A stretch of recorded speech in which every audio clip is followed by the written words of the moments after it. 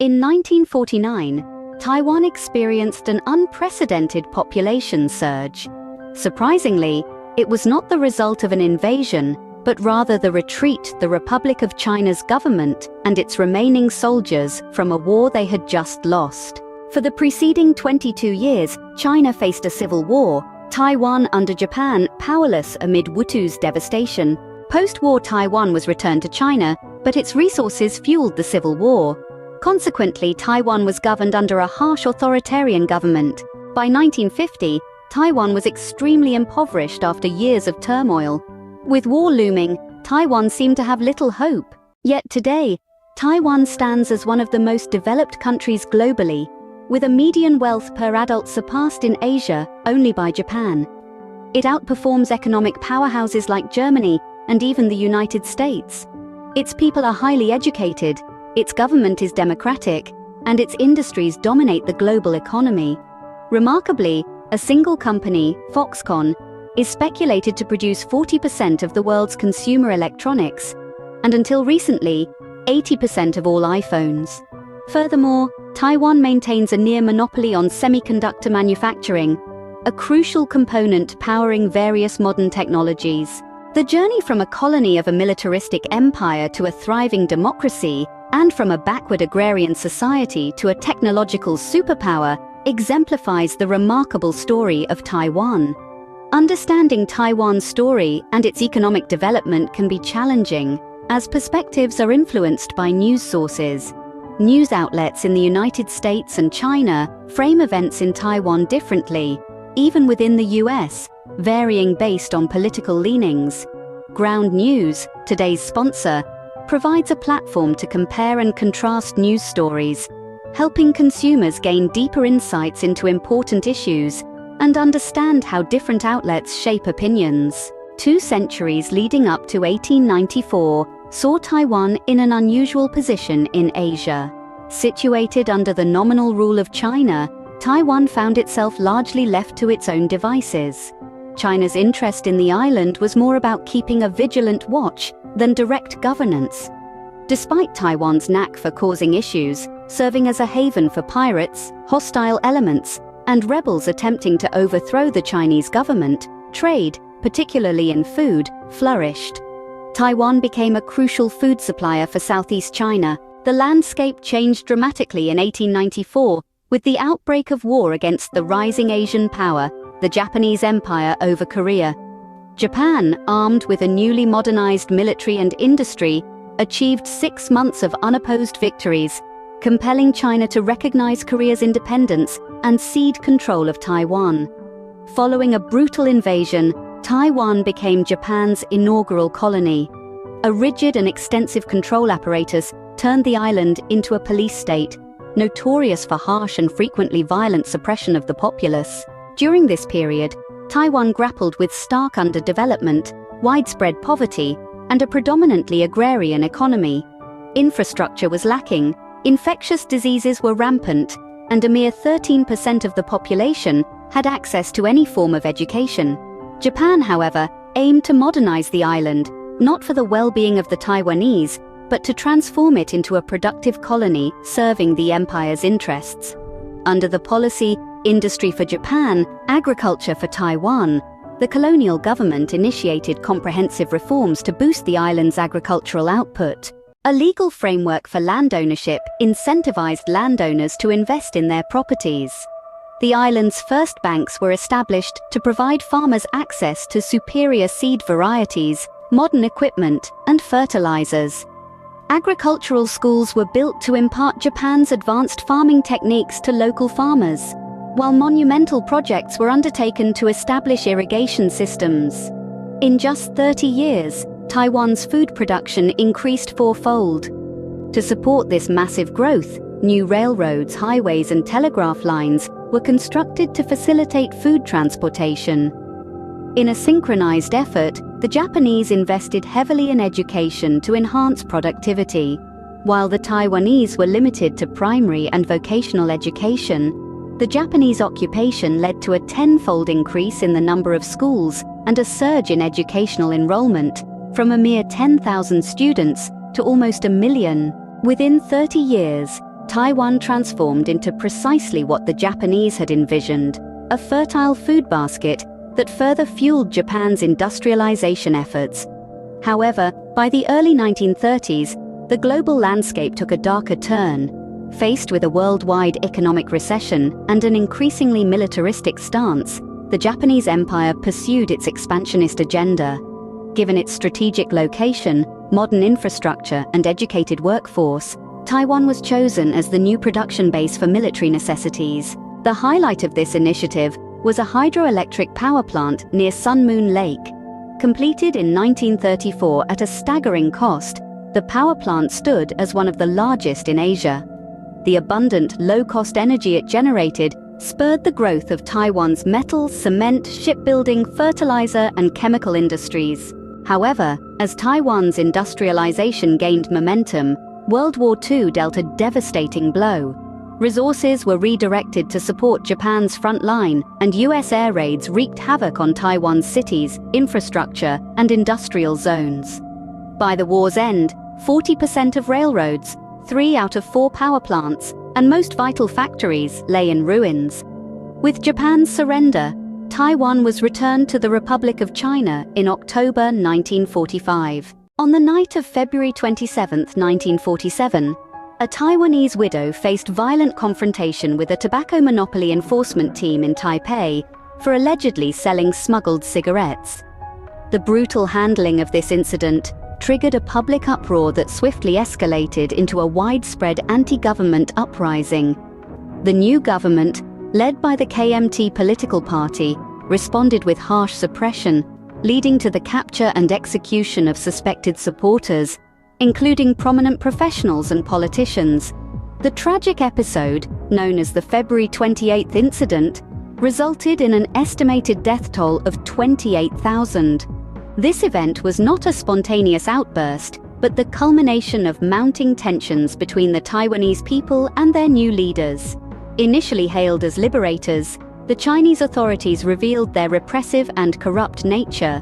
They labeled the Taiwanese as traitors requiring re-education, took control of Taiwan's society and industrial sectors, and exacerbated the situation with the resumption of the Chinese Civil War.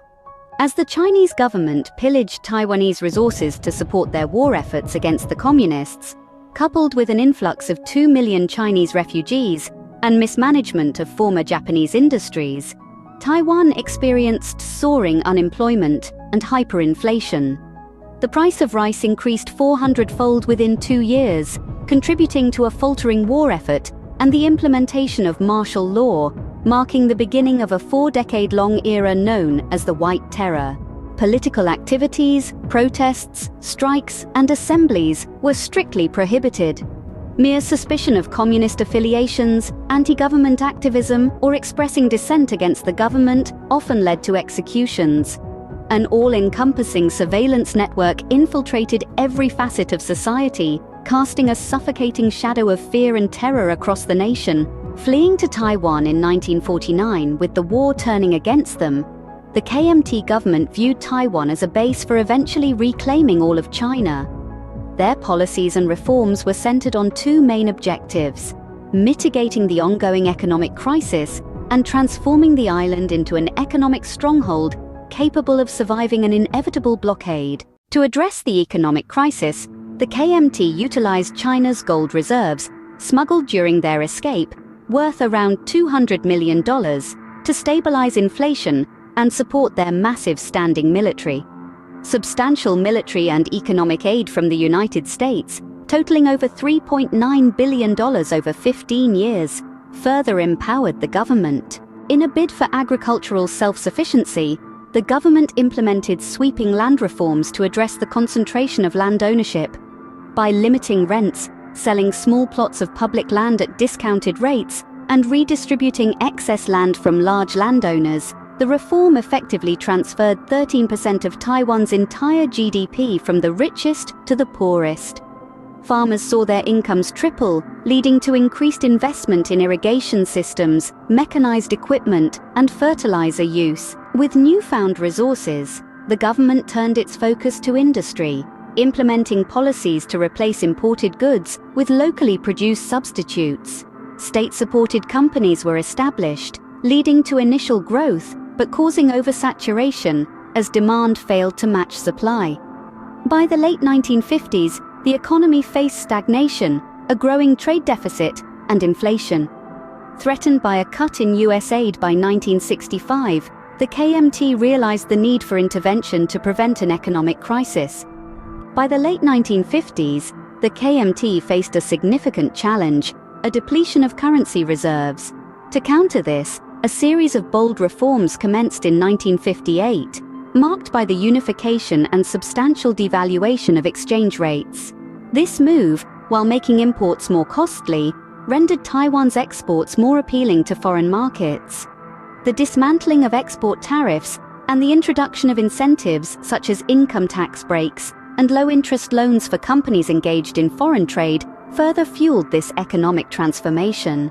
The pivotal initiative, however, was the establishment of Taiwan's inaugural export processing zone in 1966, strategically positioned near the Kaohsiung port.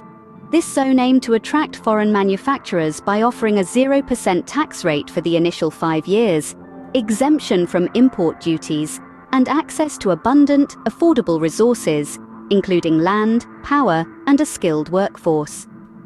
As global economic dynamics shifted, corporations sought refuge in Asia's lower manufacturing costs.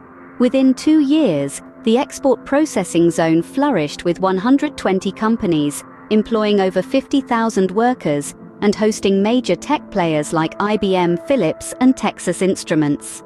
By 1977, the zone became a prolific producer of 7 million TVs annually, propelling Taiwan's economic growth. However, this dynamic changed dramatically in 1894, with the outbreak of war between China and the emerging Asian power, Japan, over Korea. Japan, armed with a modernized military and industry, achieved rapid victories, compelling China to recognize Korea's independence and relinquish control of Taiwan.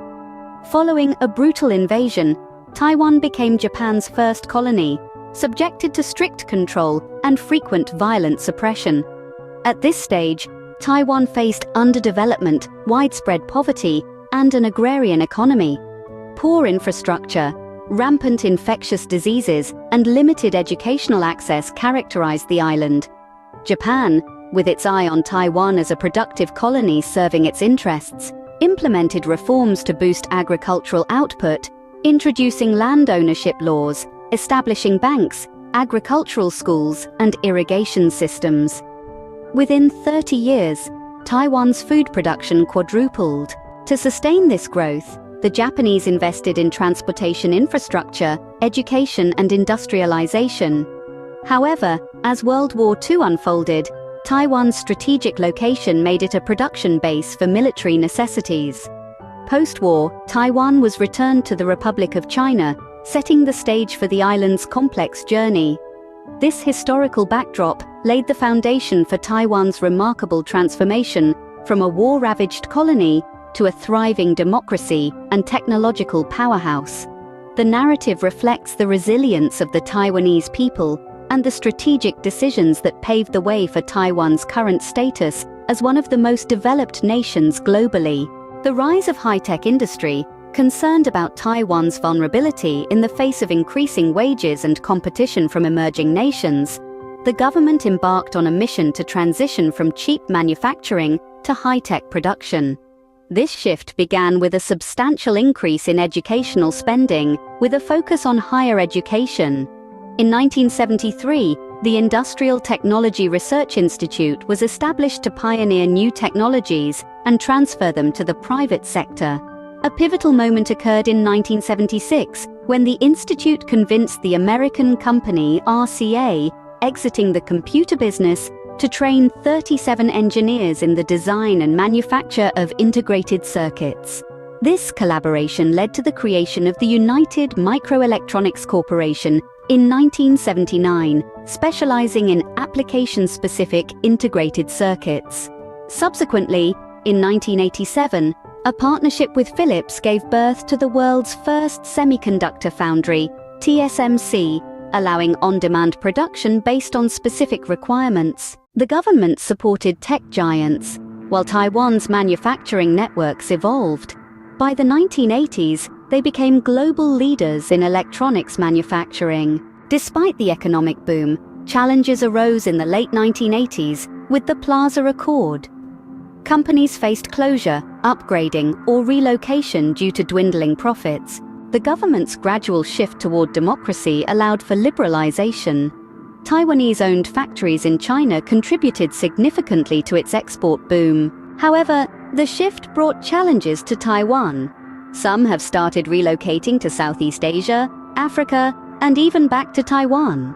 Geopolitics around Taiwan remain volatile, yet its resilience shapes its future against pressures.